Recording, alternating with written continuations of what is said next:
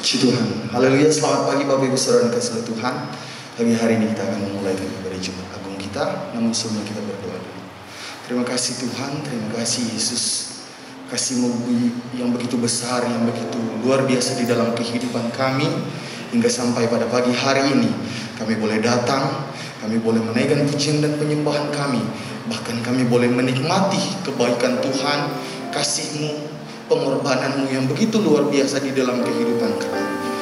Dan pagi hari ini kami serahkan jalani ibadah kami, kiranya Tuhan yang menolong jalani ibadah kami Tuhan. Kami serahkan di dalam nama Tuhan Yesus Kristus. Haleluya, puji Tuhan. Amin.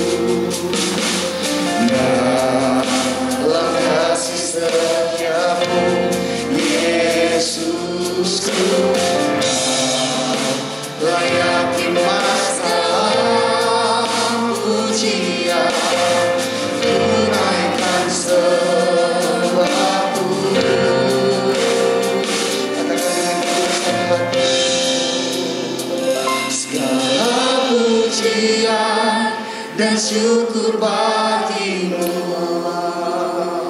Allah yang mulia, kuduslah namamu.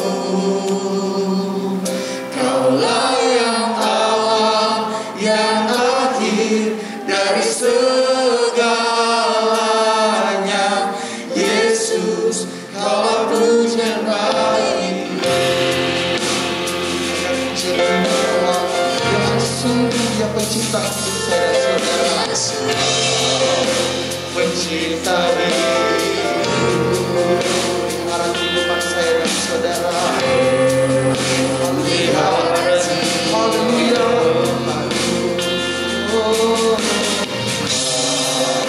Layak terima salam pujian, ku naikkan syukurku.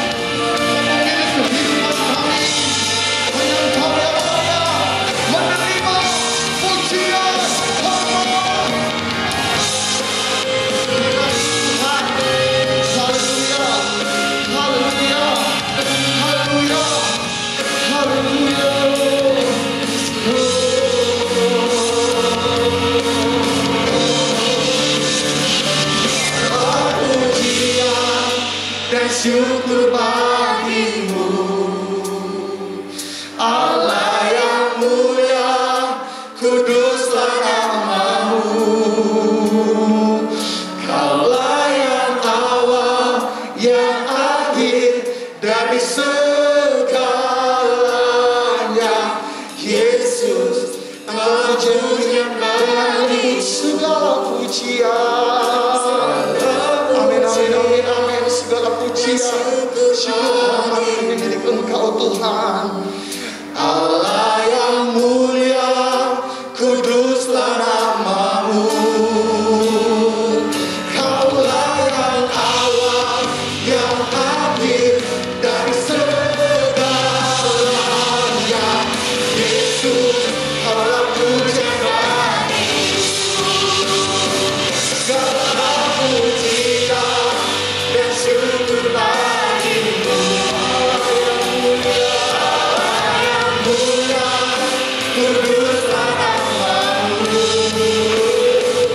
Kaulah yang awal, yang akhir dari segalanya. Yesus, kaulah pujian bagimu. Kaulah yang awal, yang akhir dari segalanya. Yesus, katakan dengan bangga.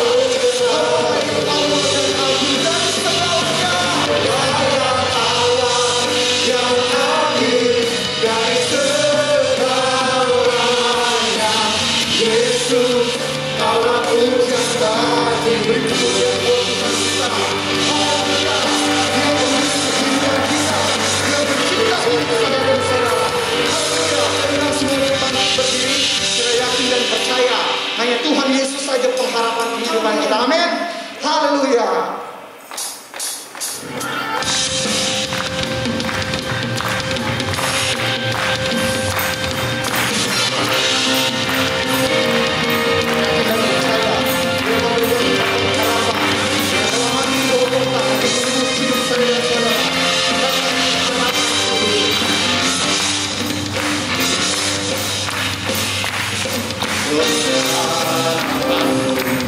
Hanya Yesus saja yang ada di atas sorga. Dia gembala jiwaku yang sungguh. Yesus lagi dengan bangga katakan pengharapanku. Haleluya. Hanya Yesus saja yang ada di atas sorga. Dia gembala jiwaku yang sungguh. Yesus katakan syukur. Yesus harapan. Yesus harapan jiwaku. Yesus melepas dosaku. Dia mohon selamat dan kesenanganku.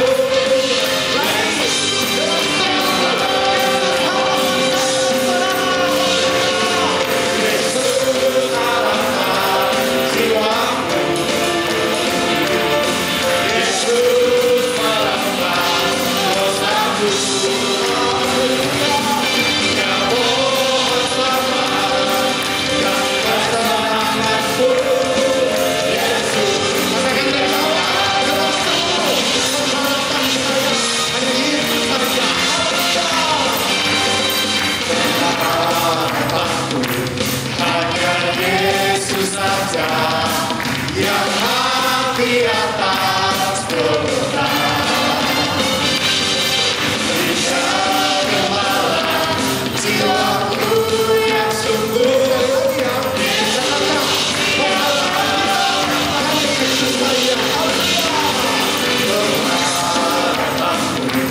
Hanya Yesus saja yang ada di atas sorga.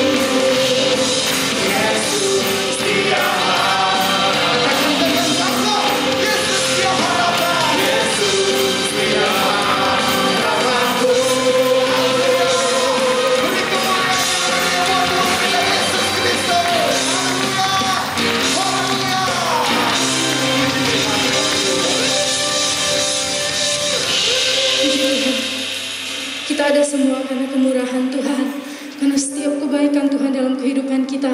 Bahkan hari ini kita percaya dengan darahnya yang mahal, Dia menguduskan kita, Dia melayakkan setiap kehidupan kita.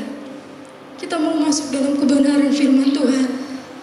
Kita buka setiap hati kehidupan kita yang terbaik untuk firman Tuhan, untuk mengingat betapa baiknya Tuhan dalam kehidupan kita.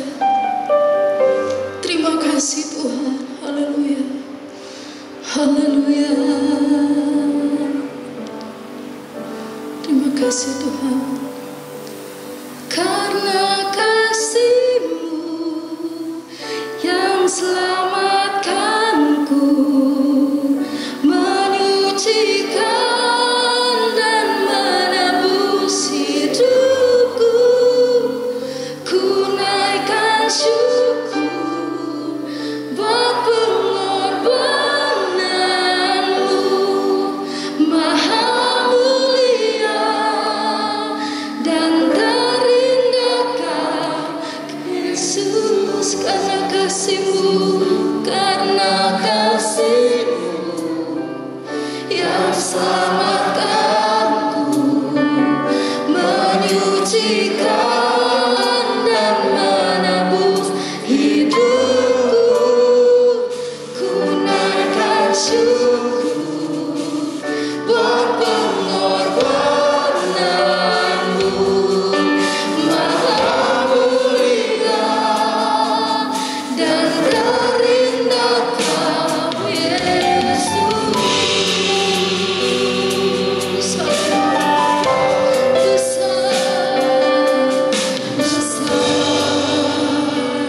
Mulia kasih-Mu, Kau berkah hidupmu. Curahkan darah-Mu sebagai ganti dosa. Kau berikan harapan, tidak lalu sesuatu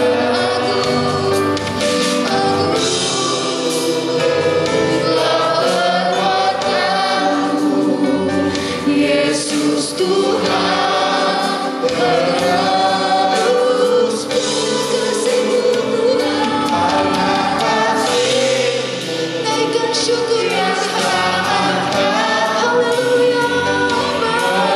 Menyucikan dan menebus hidupku. Ku naikkan syukur buat pengorbanan-Mu, Maha mulia kasih-Mu, karena kasih-Mu yang selamatkan. Haleluya. Menyucikan dan menebus hidupku. Ku naikkan syukur buat pengorbanan-Mu, Maha mulia kasih-Mu, karena kasih-Mu yang selamatkanku, menyucikan dan menebus hidupku. Ku naikkan syukur buat pengorbanan-Mu, Maha mulia dan terindah Kau, Yesus. Semuanya terima kasih.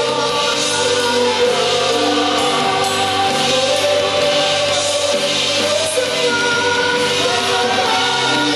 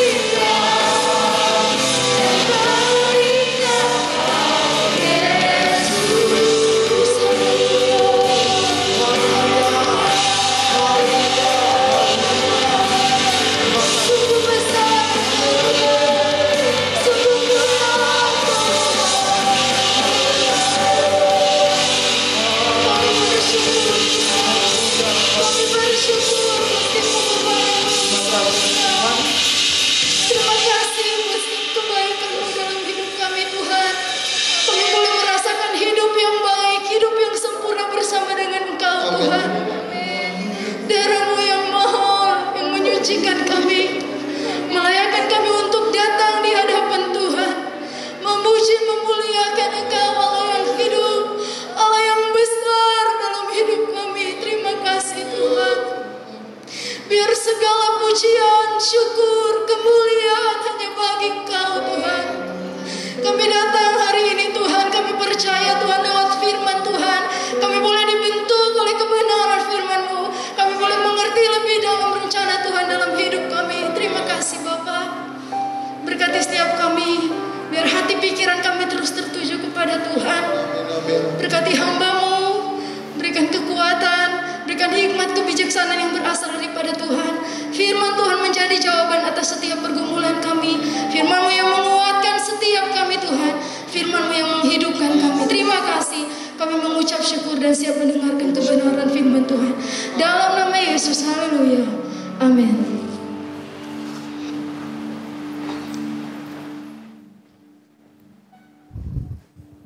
Haleluya, selamat Paskah. Tuhan memberkati kita dalam ibadah kita pada pagi hari ini. Segala hormat kemuliaan hanya bagi Tuhan kita Yesus Kristus. Dia Tuhan segala Tuhan, Dia Raja segala Raja. Dan Dia berjanji akan datang kembali menjemput saudara dan saya, dan setiap orang yang terus mau menjadi pelaku firman-Nya. Tema khotbah hari ini, Minggu 2 April 2021, Paskah dan Yesus. Paskah dan Yesus. Apa hubungannya Paskah dan Yesus? Apa itu Paskah? Dan apa maknanya bagi bangsa Israel dan juga bagi kita? Mari kita sama-sama lihat ayat pokok kita yang terambil dalam kitab Keluaran pasal yang ke-12 ayat yang ketiga. Keluaran pasal 12 ayat 3. Mari kita baca ayat ini bersama-sama dalam hitungan 3. Keluaran 12 ayat yang ketiga. 2, 3. Katakanlah segenap jemaat Israel, pada tanggal 10 bulan ini, diambillah oleh masing-masing seekor anak domba, menurut kaum keluarga, seekor anak domba untuk tiap-tiap rumah tangga. Katakanlah kepada segenap jemaat Israel. Jadi Tuhan berkata kepada Musa yang dipilih oleh Tuhan untuk memimpin bangsa Israel pada waktu itu. Musa mendengar firman yang Tuhan sampaikan kepadanya untuk diucapkan, disampaikan kepada bangsa Israel. Bahwa mereka harus mengambil seekor anak domba bagi tiap-tiap keluarga. Apa maksudnya? Saya percaya firman Tuhan ya dan amin. Sebagaimana Yesus tidak pernah berubah dulu, sekarang, dan selama-lamanya. Firman-Nya ya dan amin. Firman-Nya sama.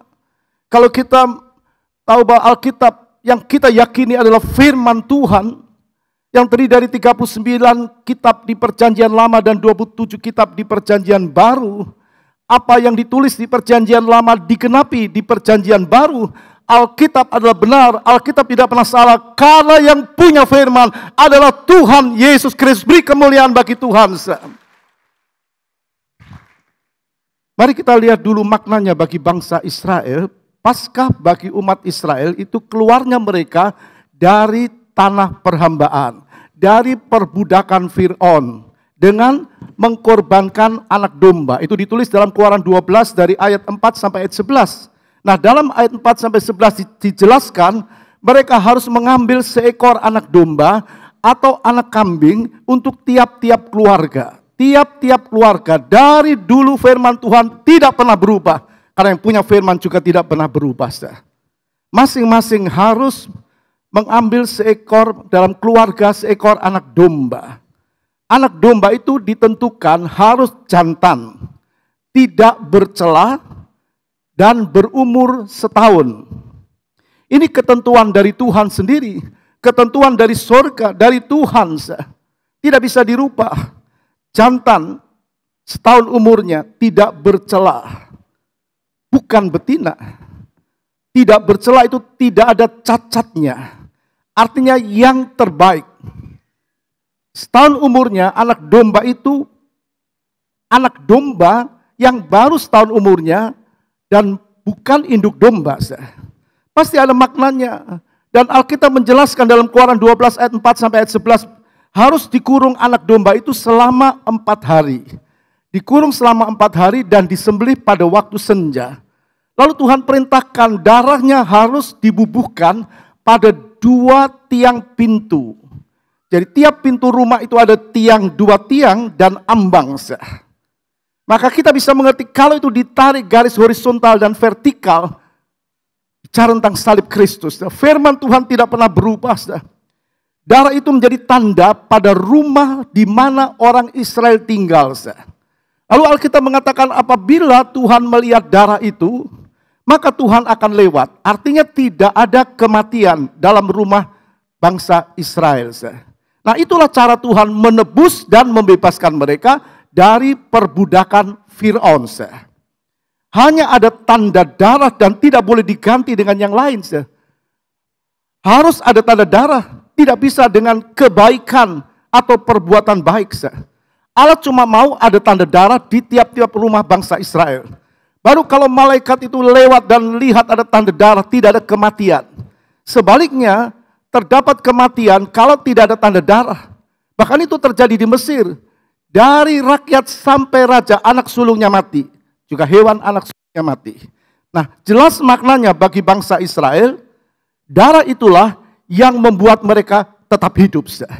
Kita juga percaya darah Yesus itu yang membuat kita hidup dalam kehidupan yang kekal.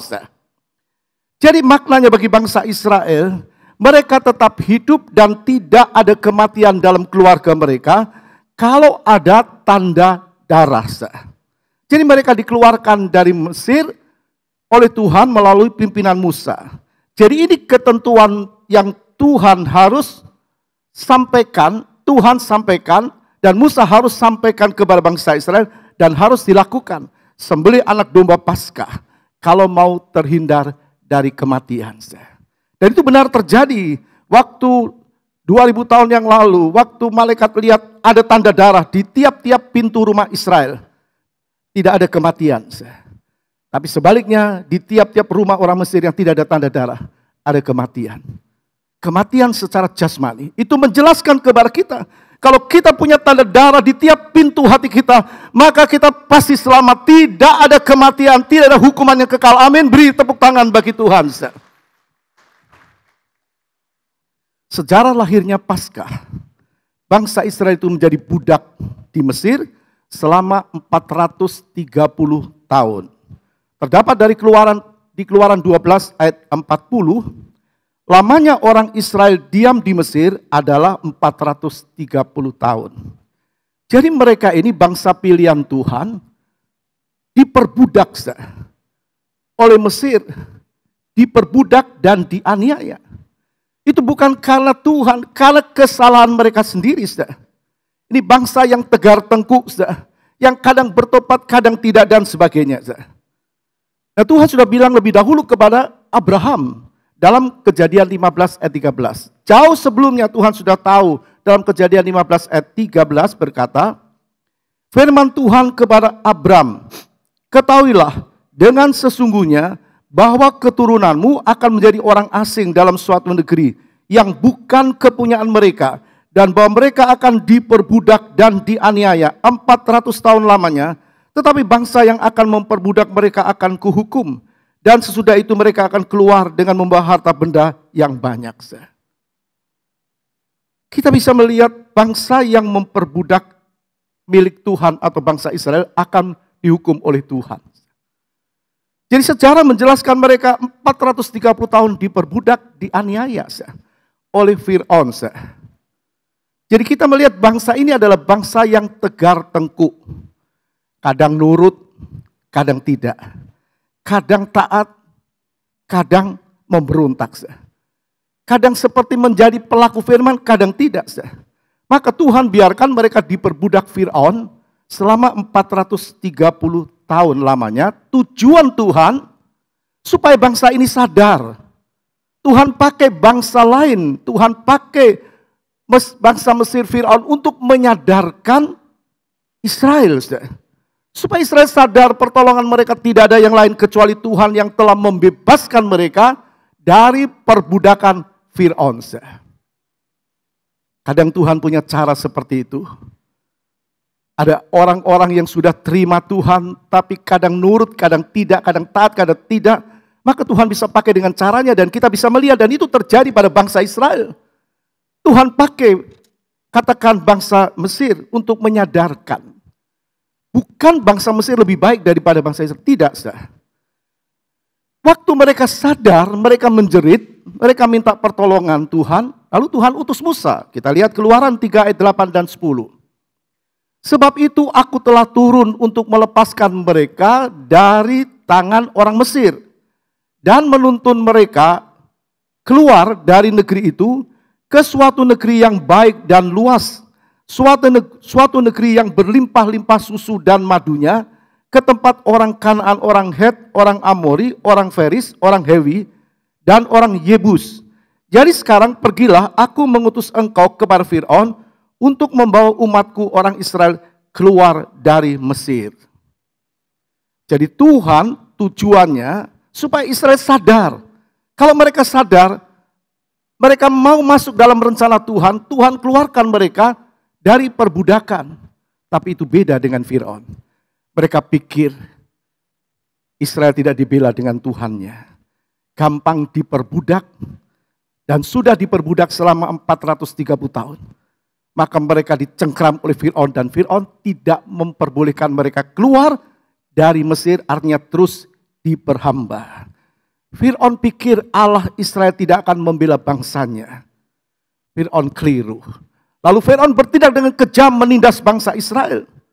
Fir'aun tidak tahu bahwa Allah izinkan mereka diperbudak supaya mereka bertobat kembali kepada bangsa. Kembali kepada bangsa pilihan Tuhan, kembali ke bangsa yang dalam rencana Tuhan.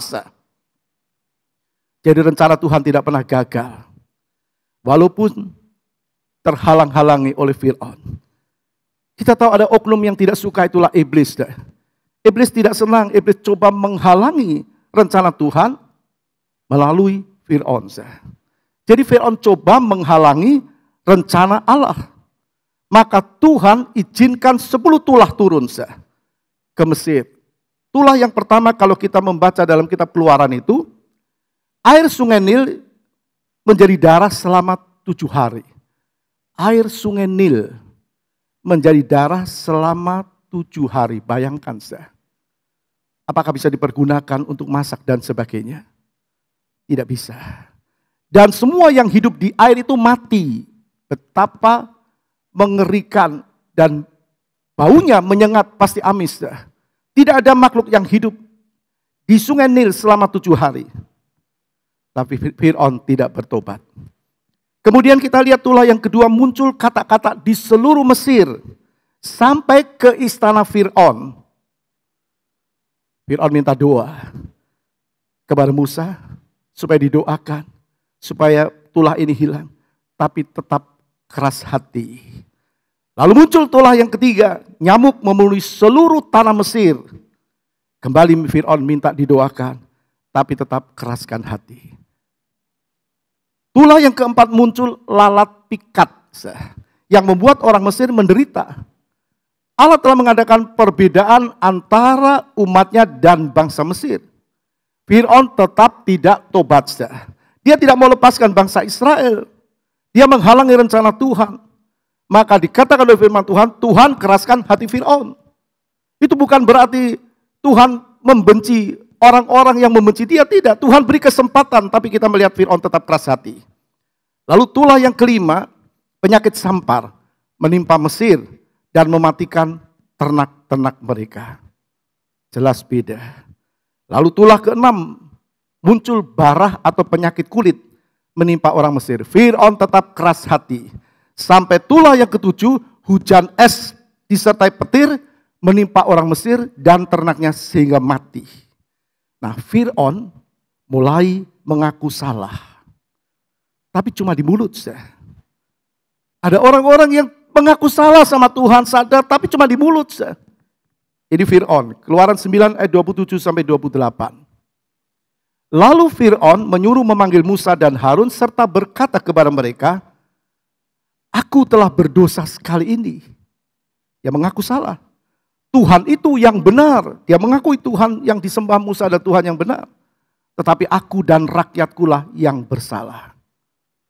Cuma bicara di mulut, tapi hatinya lain. Tetap keras hati. Lalu tulah yang ke-8, Tuhan mendatangkan belalang ke seluruh tanah Mesir. Belalang itu masuk ke rumah orang Mesir dan memakan habis tanaman mereka. Apa yang terjadi? Pasti kesulitan pangan. Lalu Firaun mulai mengizinkan cuma orang laki-laki saja yang boleh pergi. Tuhan tidak mau. Tuhan mau seluruh umat Israel keluar dari tanah Mesir.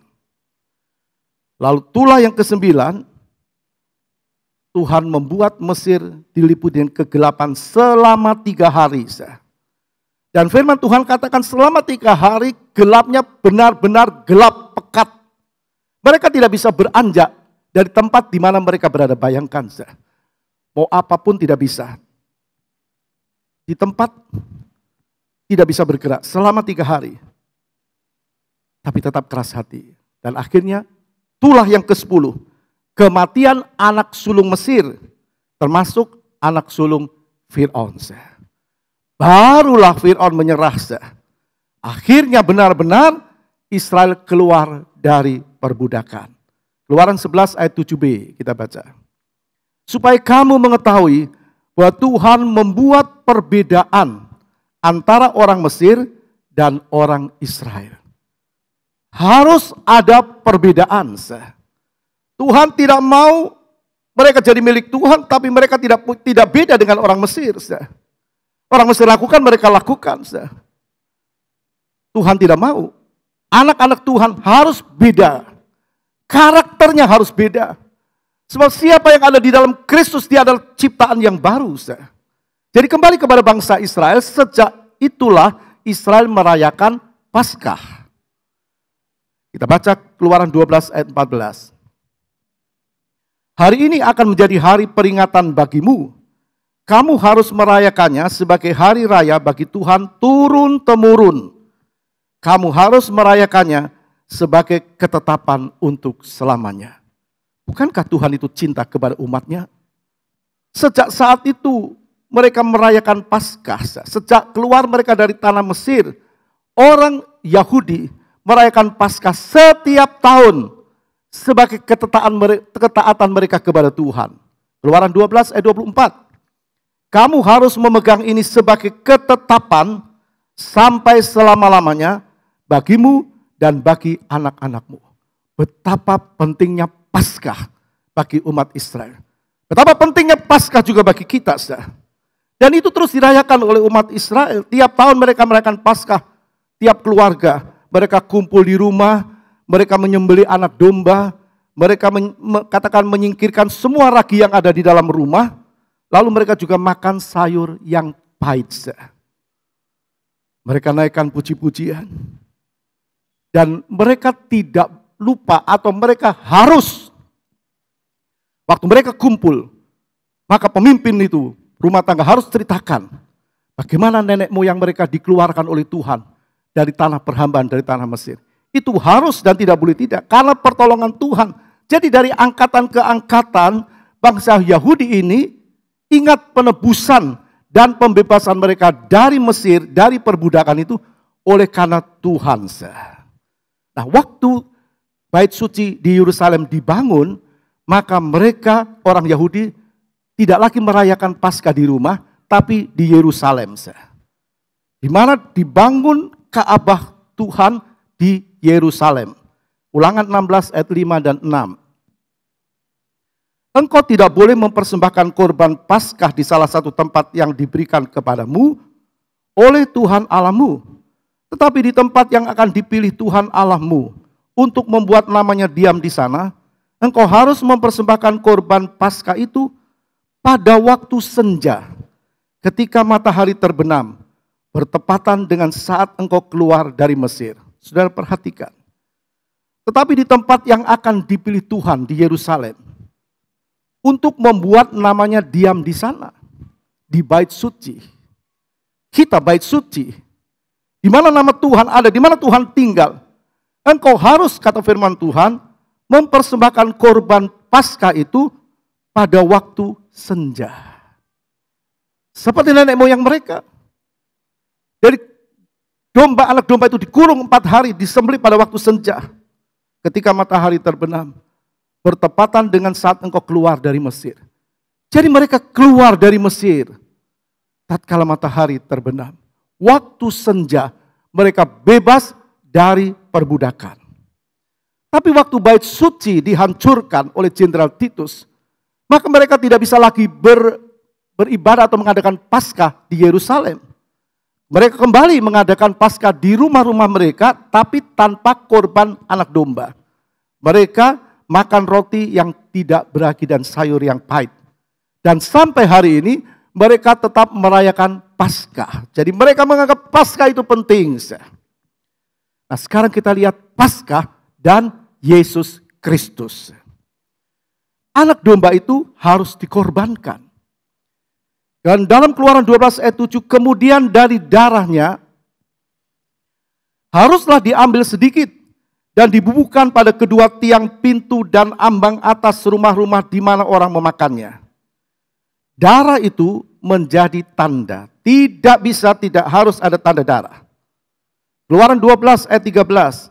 Dan darah itu menjadi tanda bagimu pada rumah-rumah di mana kamu tinggal. Apabila aku, Tuhan, melihat darah itu, maka aku akan lewat daripadamu. Jadi tidak akan ada tulah kemusnahan di tengah-tengah kamu apabila aku menghukum tanah Mesir. Sama untuk kita. Yesus itu domba Paskah. Harus ada tiap-tiap rumah anak-anak Tuhan, di hati anak-anak Tuhan. Kalau Yesus tetap ada di hatimu dan hatiku, tidak ada tulah kematian.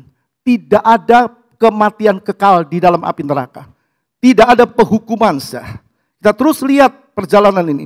Dengan darah anak domba, maka kematian dan kehidupan itu terjadi. Di Israel ada kehidupan, karena ada tanda darah. Di Mesir ada kematian, karena tidak ada tanda darah. Hanya itu. Ada tanda darah atau tidak. Jadi Tuhan sudah mengajar kepada umat Israel tentang penebusan dari kematian dan kehidupan oleh darah anak domba. Sekali lagi tidak ada yang lain kecuali darah. Itu sebabnya kita juga terus kita masuk, kita juga katakan ikut perjamuan kudus, tubuh dan darah Tuhan. Jadi darah anak domba itu melambangkan darah Kristus. Tidak ada keselamatan di luar Kristus. Tidak ada. Orang mau berkata ada banyak jalan ke Roma, benar. Orang mau ke mana? Ke Jakarta bisa lewat mana? Tapi untuk satu-satunya jalan ke surga adalah melalui Yesus Kristus. Amin. Beri tepuk tangan bagi Tuhan. Only one way. Hanya satu. Sebab dia berkata, akulah jalan kebenaran dan hidup. Tidak ada seorang pun yang sampai kepada Bapa kalau tidak melalui aku. Jadi keselamatan itu ada di dalam Yesus Kristus dan itulah kasih karunia. Bukan karena perbuatan kita. Coba kita baca Efesus 1 ayat 7. Sebab di dalam dia dan oleh darahnya, kembali kita menemukan kata darah. Sebab di dalam dia dan oleh darahnya kita beroleh penebusan. Yaitu pengampunan dosa menurut kekayaan kasih karunia-Nya. Jadi kita mengerti di dalam Kristus oleh darahnya, melalui kematiannya, kita beroleh pengampunan. Jadi orang yang percaya kepada Yesus yang mati bagi dosa kita, bagi dosanya, dia beroleh pengampunan. Kepada orang Israel kembali kita lihat perjalanan mereka. Paskah itu merubah kalender Israel. Bangsa Israel punya kalender. Kita juga punya Januari, Februari, dan seterusnya. Paskah itu merubah kalender bangsa Yahudi. Bulan Abib itu bulan Maret sampai bulan April. Menjadi bulan pertama dalam kalender Israel menggantikan bulan Tisri. Bulan September dan Oktober dirubah menjadi bulan Abib, bulan yang pertama Maret sampai April. Jadi Paskah itu merubah kehidupan orang-orang Yahudi. Sekali lagi, Paskah itu merubah kehidupan orang Yahudi dari budak menjadi merdeka. Begitu juga dengan kita. Paskah itu harus merubah hidup kita. Kematian Yesus, kita yang terima kematiannya bagi dosa kita. Dia mati, dia bangkit, dia ke surga, dan dia akan datang kembali. Itu harus merubah kehidupan kita. Dari kehidupan budak, diperbudak oleh dosa. Harus jadi orang-orang yang merdeka, dimerdekakan dari dosa. Oleh karena Tuhan. Itu sebabnya siapa yang ada di dalam Kristus, dia harus menjadi ciptaan yang baru. Dalam Keluaran 12 ayat 1 dan 2 dikatakan begini. Berfirmanlah Tuhan kepada Musa dan Harun di tanah Mesir. Bulan inilah akan menjadi permulaan segala bulan bagimu. Itu akan menjadi bulan pertama bagimu tiap-tiap tahun. Hidup mereka berubah. Kalender mereka berubah. Karena apa? Karena Paskah. Paskah telah merubah hidup bangsa Israel dari budak jadi merdeka. Begitu juga dengan saudara dan saya. Waktu kita terima Yesus sebagai Tuhan dan Juru Selamat, maka kita adalah orang-orang yang benar-benar dimerdekakan dari dosa. Saat kita terima Yesus sebagai anak domba Allah, itulah permulaan kehidupan kita di mata Tuhan. Jadi setiap kita, Tuhan tahu orang yang terima dia sebagai Tuhan dan Juru Selamat. Itulah permulaan hidup kita di mata Tuhan. Sebagaimana tadi dikatakan dalam 2 Korintus 5 ayat 17. Siapa yang ada di dalam Kristus, dia adalah ciptaan yang baru. Yang lama sudah berlalu, sesungguhnya yang baru sudah datang. Itu start awal hidup kekristenan kita. Harus tetap ada tanda darah. Kita dibebaskan dari dosa dan ikatan dosa dan jadi anaknya. Maka Paskah dan Yesus Kristus yang pertama kita bisa melihat anak domba itu harus jantan, tidak bercela dan berumur setahun. Anak domba itu menggambarkan Yesus Kristus putra Allah. Anak domba Allah. Karena itulah waktu Yohanes Pembaptis dalam Yohanes 1 ayat 29 melihat Yesus lewat, dia berkata, inilah dia anak domba Allah. Anak domba Allah. Kenapa disebut anak domba Allah? Apa yang ditulis di perjanjian lama digenapi di perjanjian baru. Saya yakin Tuhan berkemuran atas bangsa ini. Menjelang kedatangan yang kedua kali, Tuhan akan semakin membuka dirinya. Dalam Roma pasal 11 dikatakan dengan jelas. Tuhan tetap memberi kesempatan orang-orang Israel untuk percaya kepada Tuhan. Sebab mereka tahu Paskah. Tapi mereka tidak jelas siapa Paskah itu. Tuhan terus akan jelaskan kepada mereka sesuai di kitab Roma pasal yang ke-11. Kita dulu katakan dari bukan cabang yang asli, tapi dicangkokkan di cabang yang asli, dikatakan pokok yang asli itulah Kristus. Karena pemberontakan bangsa Israel. Karena bangsa Israel tidak terima Tuhan. Tapi Tuhan berkata jangan sombong. Mereka yang asli dibuang oleh Tuhan. Kita yang tidak asli dicangkokkan, terima kemurahan Tuhan. Tapi kalau kita tidak tetap dalam kemurahan Tuhan, kalau kita tidak tetap dalam Kristus, kita juga akan dibuang. Tapi firman Tuhan berkata, pertobatan kita, pertobatan orang-orang percaya itu akan membuat mereka cemburu. Saya yakin mereka akan datang kepada Kristus dan menerima Tuhan sebagai Juru Selamat. Kalau kita membuka Matius 1 ayat 21. Ia akan melahirkan anak laki-laki dan engkau akan menamakan dia Yesus. Karena dialah yang akan menyelamatkan umatnya dari dosa mereka. Kenapa anak domba itu harus jantan? Firman Tuhan berkata, ia akan melahirkan anak laki-laki.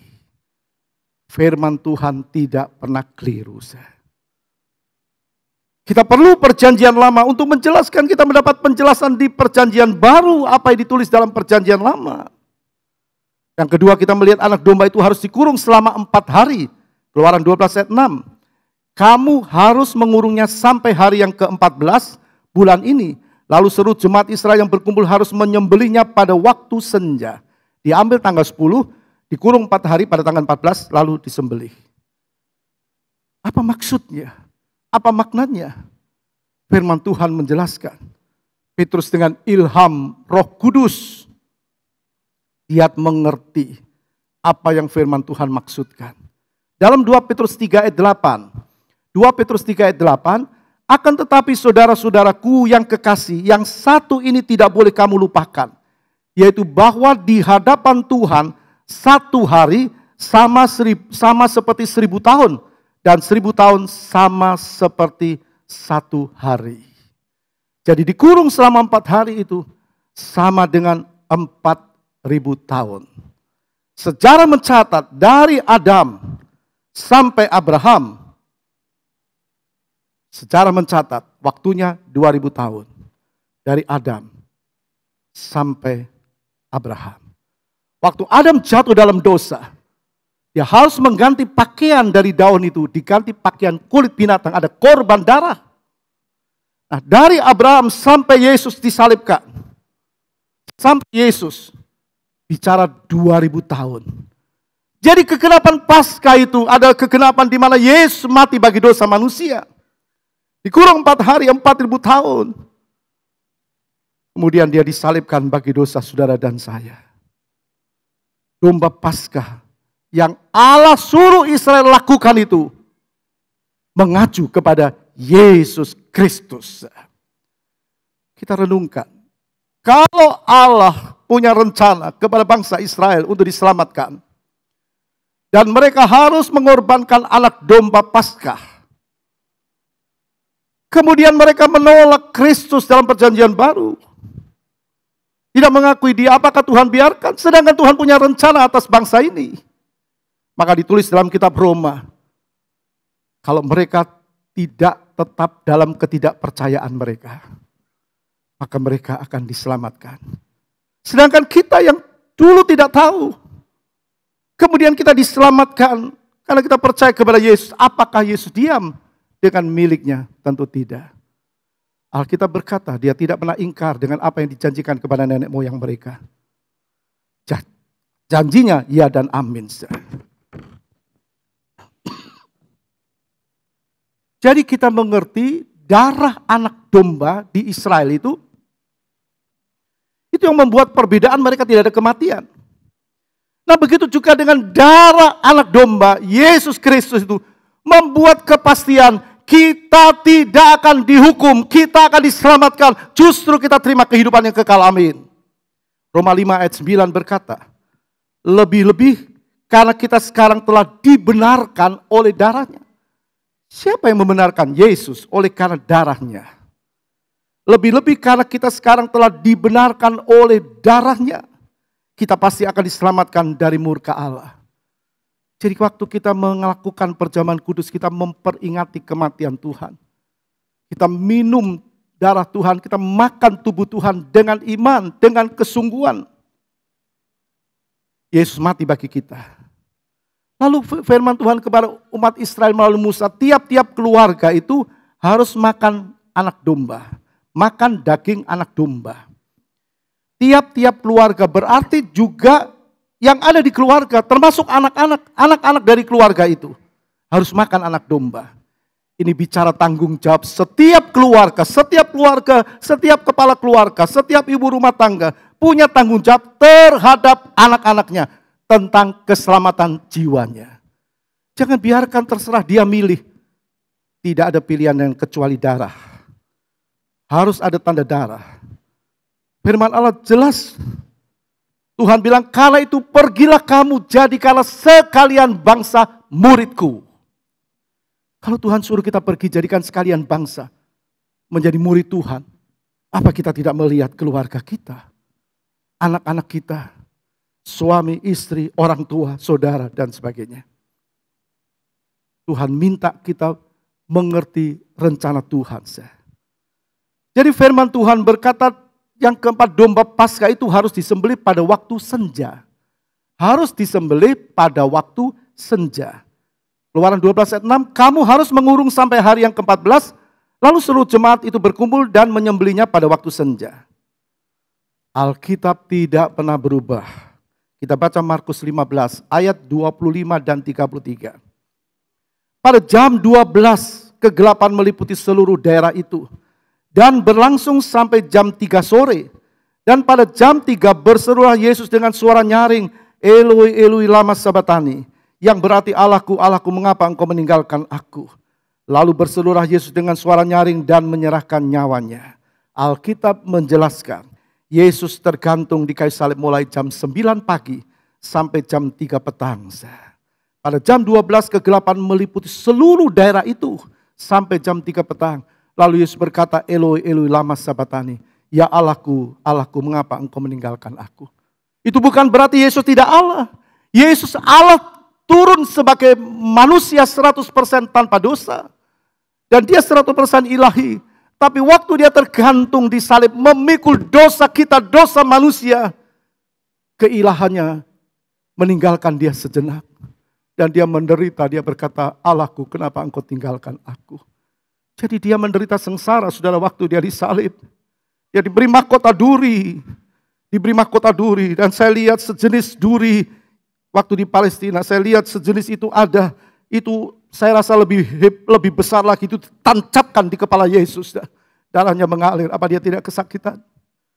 Waktu tangannya dipaku. Tangannya dipaku dengan kasar oleh serdadu. Pasti terjadi perobekan, kegoncang waktu dia ditancapkan kayu itu di tanah. Dan kakinya dipaku. Lambungnya ditombak. Untuk siapa? Bukan untuk dirinya. Dia Tuhan, dia Allah. Tapi dia cinta saudara dan saya, dia cinta kita. Jangan sepelekan cintanya Tuhan dengan hidup tidak memperkenan Tuhan. Kita tahu bahwa itu Tuhan, dia ingin kita selamat. Tetap percaya kepada dia. Dan kita lihat bahwa darah itu dibubuhkan pada tiang dan ambang pintu setiap rumah. Yang kelima dikatakan tiap-tiap rumah mereka, tiang-tiang pintu rumah mereka dan ambang pintu rumah mereka dilaburi dengan darah. Darah itu membuat adanya kehidupan. Sekali lagi, tidak ada keselamatan di luar Yesus. Tidak berubah. Harus ada tanda darah. Itulah darah Kristus. Sehingga dia berkata, Yohanes 14 ayat 6. Akulah, katakan Yesus berkata, akulah jalan dan kebenaran dan hidup. Tidak ada seorang pun yang datang kepada Bapa kalau tidak melalui aku. Jangan biarkan anakmu menyimpang dari iman. Jangan biarkan saudaramu, jangan biarkan suamimu, jangan biarkan istrimu, jangan biarkan orang tuamu. Tetap doakan mereka, tidak ada jalan lain. Keselamatan hanya ada di dalam dia. Lalu kemudian yang keenam dikatakan dagingnya harus dimakan dengan sayur pahit, roti yang tidak beragi. Dagingnya. Yang keenam kita melihat dimakan malam hari dengan sayur pahit. Ragi ini bicara tentang dosa. Next. Ragi ini bicara tentang dosa. Maka orang benar-benar harus bertobat. Jangan ikut Tuhan tapi masih hidup dalam dosa. Firman Tuhan jelas Matius 7:21, bukan setiap orang yang berseru aku Tuhan, Tuhan yang masuk dalam kerajaan surga. Tapi orang yang melakukan kehendak Bapakku yang di surga. Jadi anak domba itu harus dimakan sampai habis. Dipanggang yang ketujuh, dipanggang dengan api lengkap dengan kepala betis dan isi perut. Tidak dipotong-potong. Kita lihat Yohanes 11 ayat 33 dan 36. Tetapi ketika mereka sampai kepada Yesus dan melihat bahwa ia telah mati, mereka tidak mematahkan kakinya. Sebab hal itu terjadi supaya genaplah yang tertulis dalam kitab suci. Tidak ada tulangnya yang akan dipatahkan. Jadi saudara jelas anak domba Paskah itu menjelaskan Yesus Kristus sebagai anak domba Paskah. Lalu yang kedelapan kita bisa melihat harus makan dengan berikat pinggang. Berikat pinggang, berkasut dan pegang tongkat, lalu makan dengan cepat-cepat.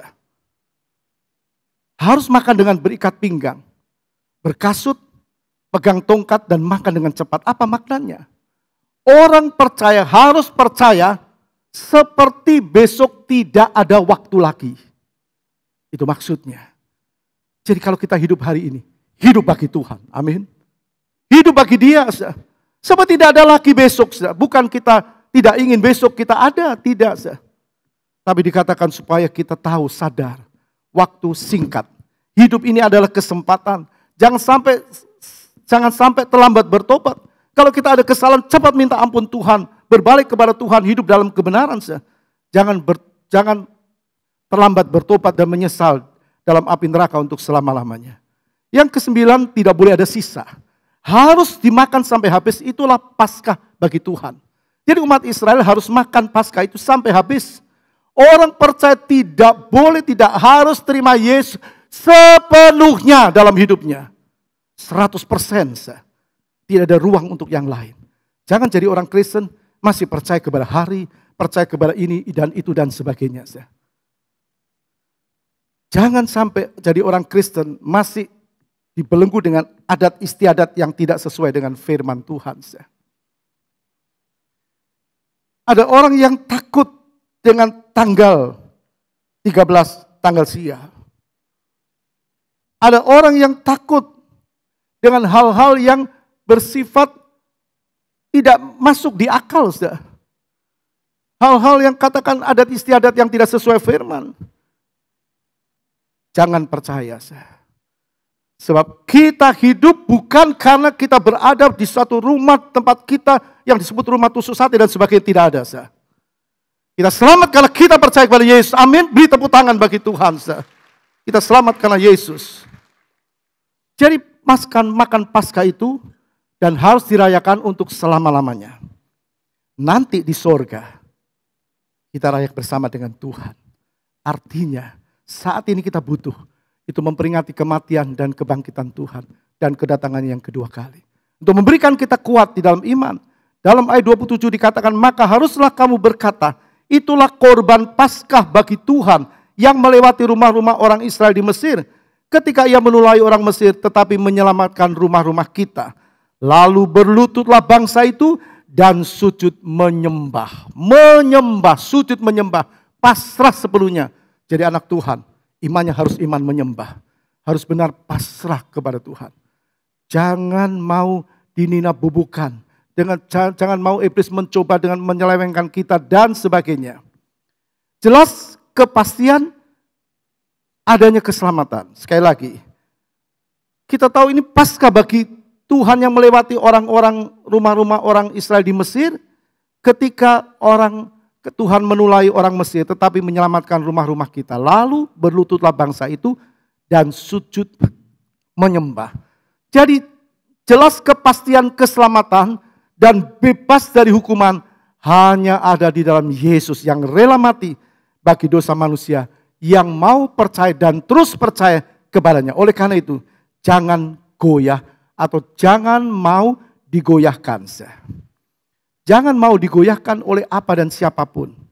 Kita lihat Kolose 1 ayat 20. Dan oleh dialah, oleh Yesus, ia memperdamaikan segala sesuatu dengan dirinya, baik yang ada di bumi maupun yang ada di sorga. Ia memperdamaikan segala sesuatu dengan dirinya. Kematiannya memperdamaikan kita. Baik yang di bumi maupun yang di surga. Sesudah ia mengadakan perdamaian oleh darah salib Kristus. Salib Kristuslah yang memperdamaikan kita dengan Allah Bapa. Tidak ada hukuman bagi orang yang percaya kepada Kristus. Kematiannya atau disalibkannya Kristus justru supaya kita kudus dan tidak bercela waktu dia datang kembali. Sekali lagi, justru Paskah, kematian Kristus yang kita imani itu akan membuat kita kudus dan tidak bercela waktu dia datang yang kedua kali. Kita baca Kolose 1 ayat 23. Sebab itu kamu harus bertekun dalam iman, tetap teguh dan tidak bergoncang, dan jangan mau digeser dari pengharapan Injil yang telah kamu dengar dan yang telah dikabarkan di seluruh alam di bawah langit, dan aku ini Paulus telah menjadi pelayannya. Sekali lagi, kematian Yesus membebaskan kita dari kematian dan hukuman kekal. Kematian Yesus membebaskan kita dari kematian kekal dan hukuman kekal. Kematian Kristus, kematiannya memberikan jaminan kepastian pengampunan dosa dan kepastian kehidupan kekal. Jadi Paskah itulah Yesus bagi kita. Dan keselamatan di dalam Kristus itu harus terus diberitakan, ditanamkan kepada keluarga, kepada semua orang, dan juga kepada diri kita punya iman yang kuat. Sampai Yesus datang yang kedua kali. Tuhan berkati kita. Mari kita bangkit berdiri. Cintanya dan kasihnya lebih dari segalanya. Haleluya.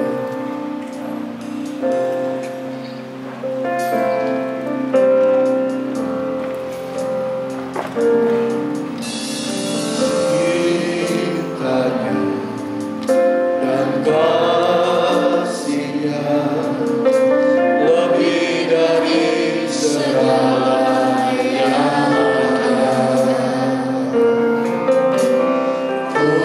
putranya dikorbankan demi seluruh manusia.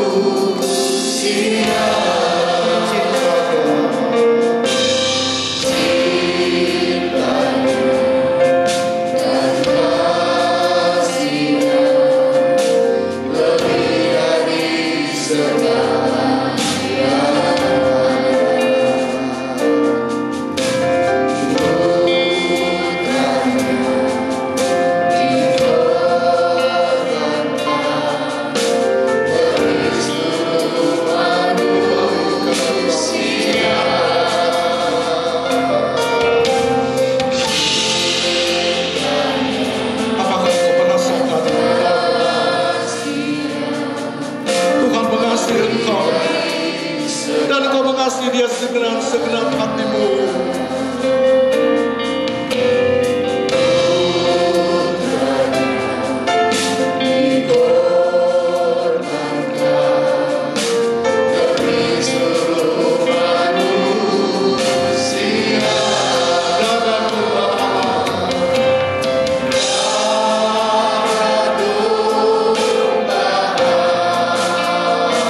Mari bersyukur kepada Dia. Dari surga ke dunia untuk kita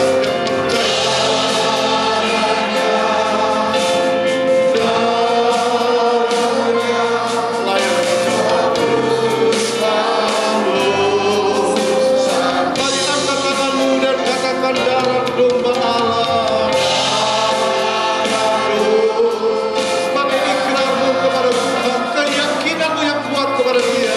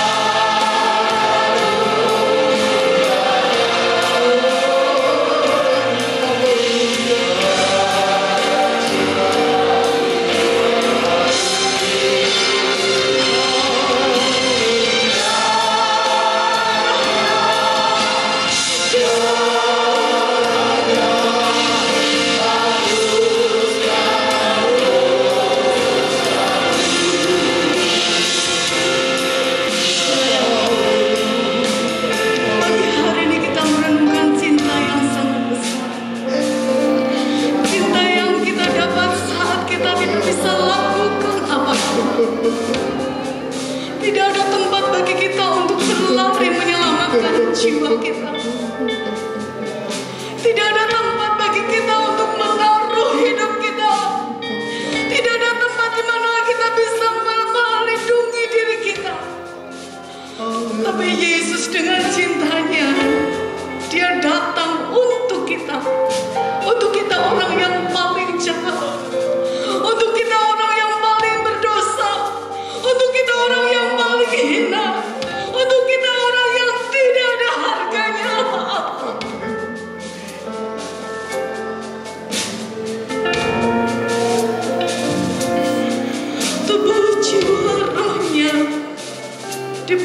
buat kita semua. Dia sangat mengasihi kita, sangat mencintai kita. Bagi hari ini mari kita punya komitmen juga bahwa kita akan tetap mencintai Tuhan, karena Dia sudah mencintai kita lebih dahulu. Nyanyikan pujian ini kembali dengan bersyukur, cintanya, kasihnya lebih dari semua.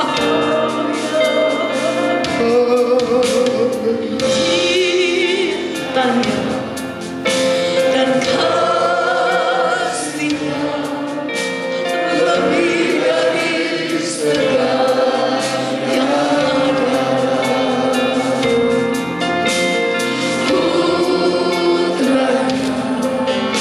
dikorbankan demi seluruh manusia.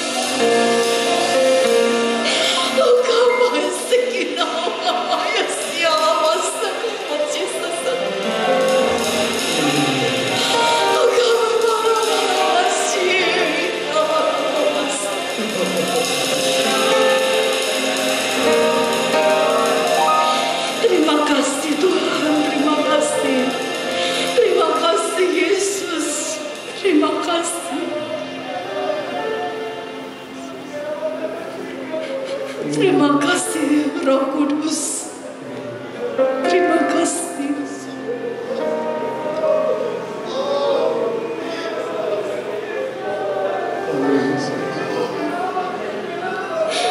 Apa yang kami alami di dunia ini, kami memperoleh berkat yang besar untuk hidup dalam kekekalan di dalam kerajaan surga.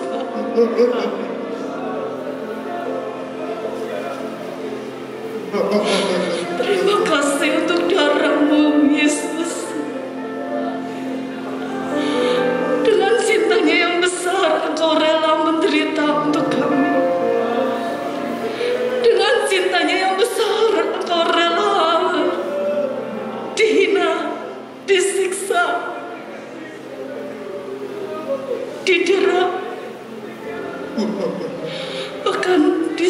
disalibkan. Terima kasih untuk tetes-tetes darah-Mu yang sudah menebus dosa kami. Ampuni pikiran kami, ampuni perkataan kami, ampuni hati kami, ampuni seluruh perbuatan-perbuatan kami. Terima kasih Tuhan, terima kasih. Biar kuasa kemenangan yang sudah terjadi di Bukit Jonjuta, kuasanya terus membuat kami menang melawan segala tipu daya iblis, segala tipu daya dalam dunia ini. Banyak kali kami umat manusia mengalami Tuhan tantangan-tantangan, mengalami tantangan-tantangan yang berusaha melemahkan iman kami, berusaha menjauhkan kami dari Engkau. Tetapi kuasa-Mu yang ajaib terus bekerja menolong kami. Kuasa-Mu yang ajaib terus bekerja Tuhan, menguatkan kami. Terima kasih untuk cinta yang memiliki kehidupan kami. Terima kasih untuk cinta yang ingin kami tinggal di dalam kerajaan surga mulia selama-lamanya. Terima kasih untuk cinta-Mu Yesus yang terus membuat kami melihat kepada Engkau.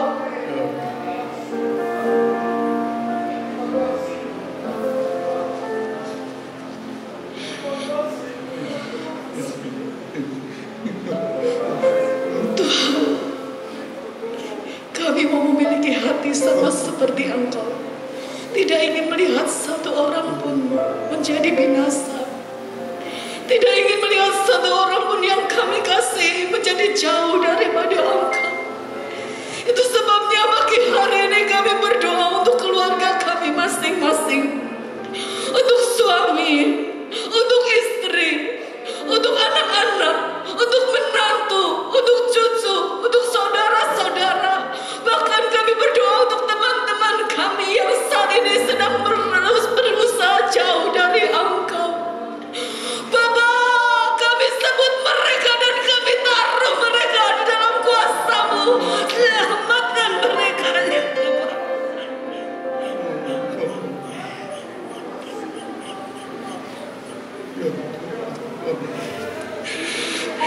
Yesus.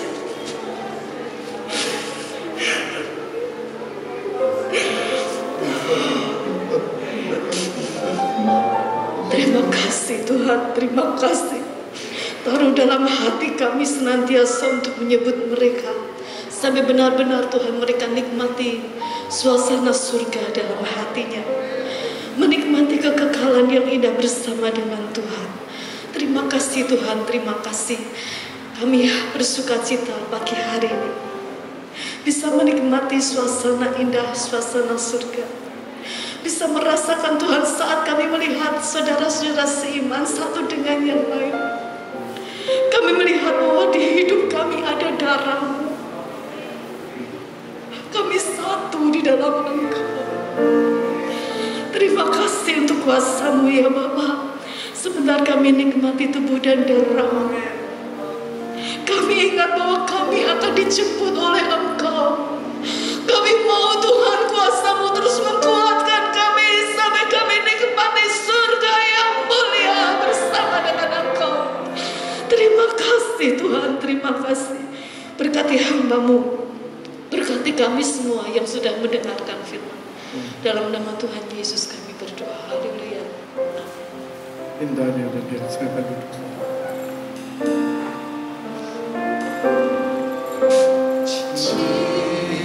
Cintanya dan kasih-Nya lebih dari segala yang ada.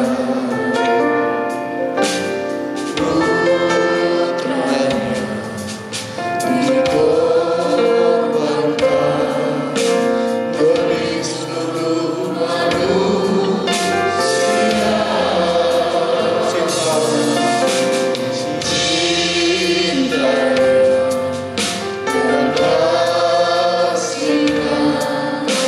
Lebih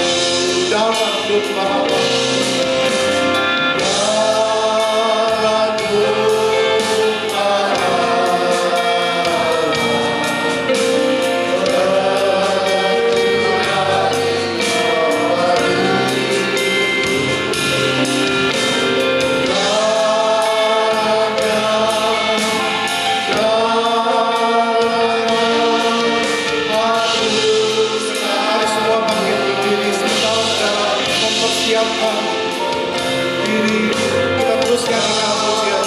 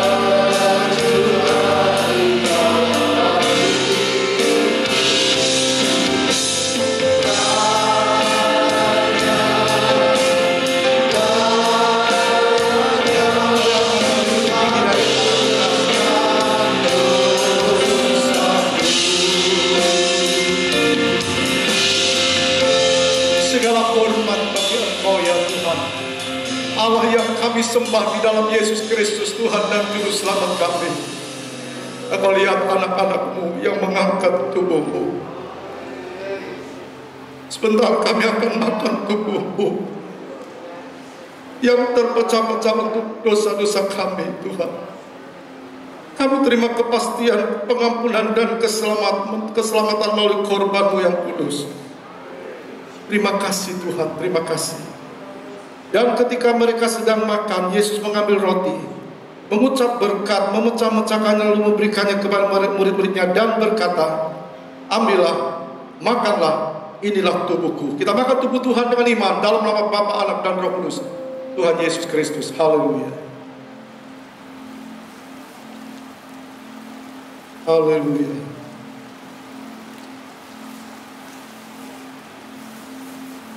Terima kasih Tuhan, terima kasih. Tidak ada korban yang sempurna selain korban-Mu. Tidak ada tubuh yang berkuasa selain tubuh-Mu. Angkat cawan. Dengar firman Tuhan.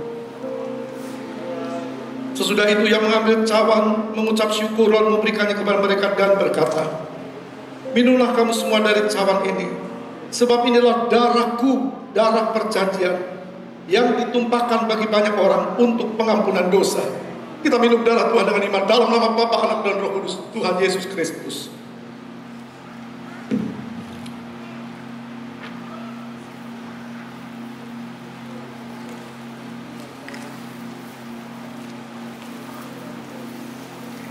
Terima kasih Tuhan, terima kasih.